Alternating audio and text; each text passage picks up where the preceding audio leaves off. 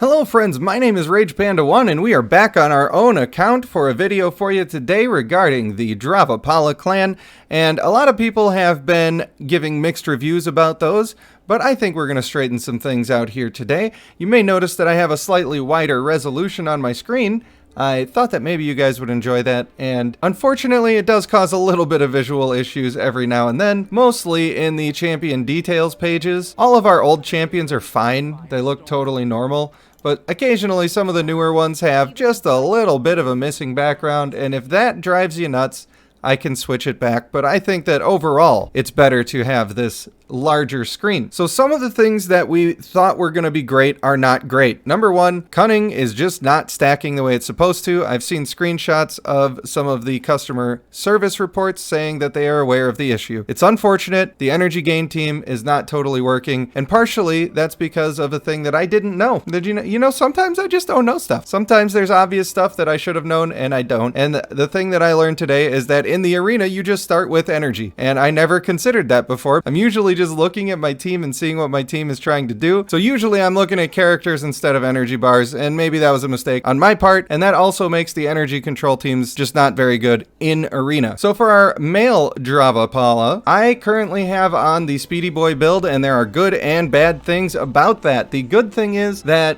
it makes him a real tanky boy. Ooh, howdy, does it make him a tanky boy. It keeps people away from him, stopping him from hitting him. Knockbacks take time and people aren't attacking while they're doing those. It does decent damage, not crazy damage, but decent damage. And it makes him have double the chance for 5 seconds to completely ignore damage. Now, usually during that 5 seconds, it's going to be 1 or 2 attacks per person that is attacking you. So you might get lucky and just completely negate a giant ultimate, which could be very, very useful for you. So that's why I went with the Speedy Boy build. However, the very best thing about this guy is his pull. It's enormous. It's so incredible. I am in love with it. And I almost wish that he didn't have an ultimate at all, because the knockback screws up the pull. You get a great pull with a great group, and as soon as you ult, they go into a line, and it's a horizontal line instead of a vertical line. And so that means that even your line attacks aren't going to benefit from it, and it's really hard to make use of the group. They stay somewhat grouped, but it's really hard to make use of it at the right time. Still very good, still very strong. So if you really, really want him to just have people grouped up, you don't want these Speedy Boy traits on, and then I would probably even recommend, this is a good place to put your Sanguine and Hulking, because then you're just getting crazy team buffs off the guy, and he doesn't really need that much extra help in the first place. Although you could go for the build that adds in a little extra strength and steadfast shields with brutal, energetic, aggressive, and steadfast. Personally, I think using this guy as a support might be the way to go. So some of the things I thought might be good, like him with a male Simir, that seems like it should be really good. But what keeps happening is the pull will happen, and the male Simir will charge through people with his push, and he'll just not pick people up. And I don't know why. I don't know if it's a glitch, but it's just he's going through people and they ain't getting pushed, and so it's useless.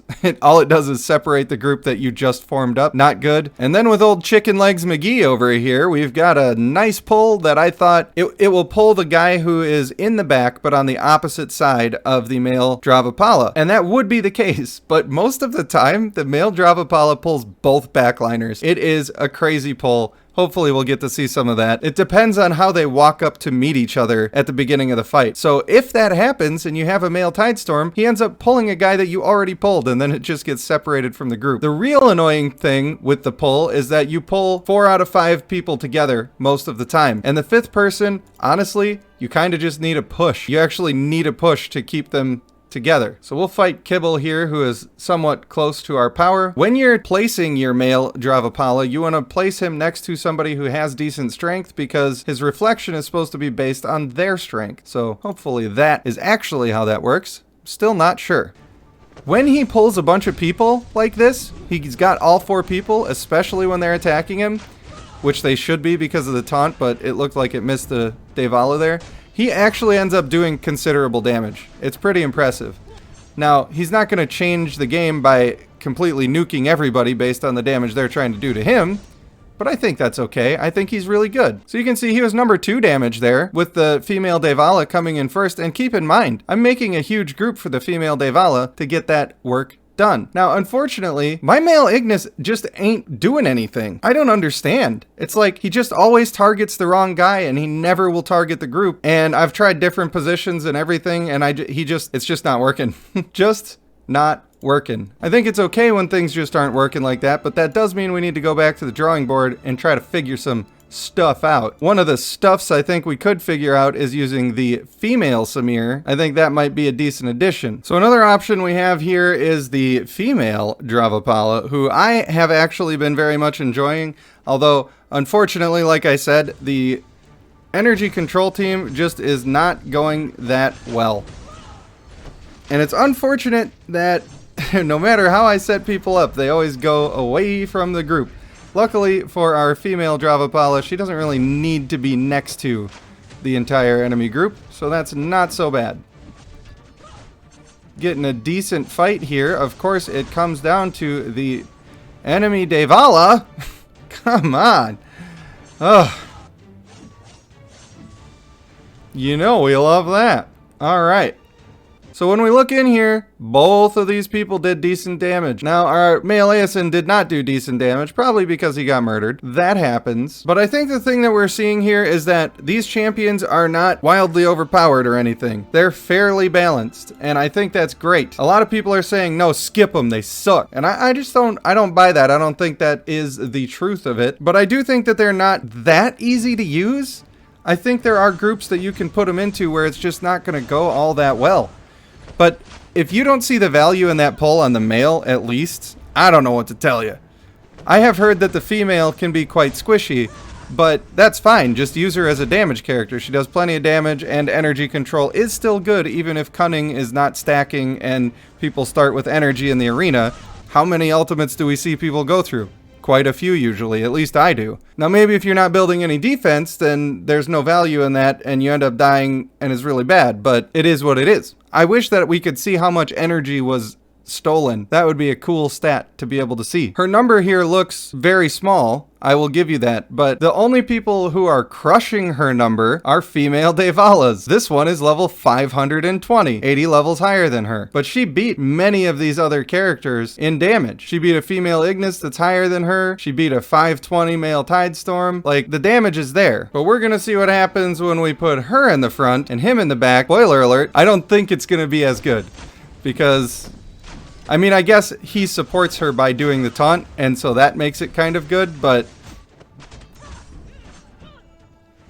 here we go, female Daevaling around the block again. Love it. Lovely, beautiful.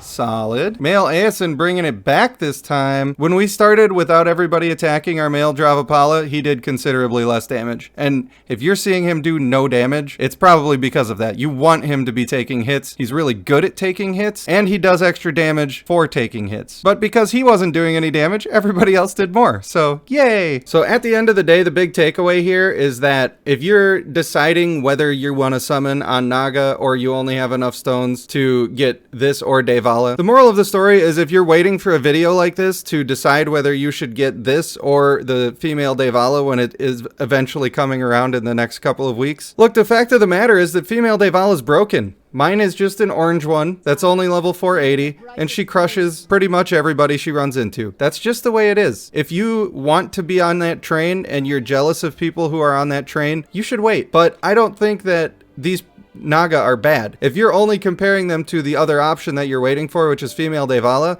you're comparing them to unreasonable expectations because this character is broken and considerably stronger than every other champion in the game. So if you like to have fun, if you're playing the game for fun, I think that the Naga are super fun, and I think that a lot of their abilities are super fun. I think that her ultimate looks amazing, does a lot of single target damage, and the pull is really useful. I think that all of their kits work really well together to make them do great things. Now, she does also make people take damage when they are attacking her, so it's good to have her taking damage too. These people work really, really great as tanks together. But if you are having the issue of her being squishy, which I personally have not really been having, and I think that's because I use male Aeson. He puts a shield on her if she gets in trouble. It's usually fine. Then the trait build that you probably should be using is not the one that I have on right now. I just simply didn't want to invest into marrying onto her unless I was sure that I was going to be able to use her because I heard a couple of horror stories. So if you're earlier in the game and you don't have all of the companions available, I would go with energetic, honorable,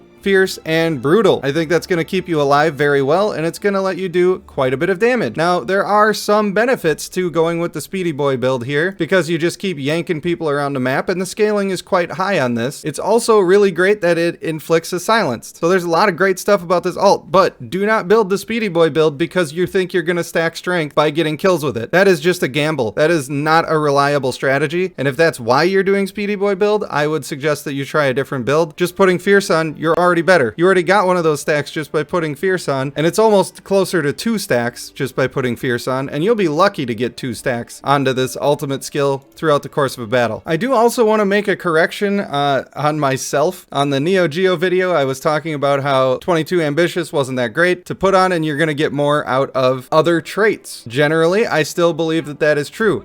But I wanted to explain quickly why the Ambitious is so good on his account. Number 1, he's got 100 vigor on a max level character. When his male AS and ults, people die. And now that I am aware of the fact that you start with half of your energy or more, when you start an arena, adding 300 energy to it, he basically ults after 1 basic attack and then kills everybody. So on his character, that becomes a good build. I don't think that it is necessarily a build that you should have on every character. I still don't think that that's the case. I think that level 22 traits makes it considerably better, but I think that if you're not one-shotting people, it might not be worth it. That decision is up to you, and I think more testing needs to be done, but then you're also building specifically for one game mode, and you need to keep that in mind. Now, maybe when you're doing all of your in-between fights in Valley of Conquerors, and you have to kill a couple of people with one dude just sitting on a node for no reason, then maybe that stacks up and gives you a nice chance to get your ultimate before a big fight. Remains to be seen. I don't know. I don't know everything about the game. We're learning together. And if you like to be part of a community that learns together,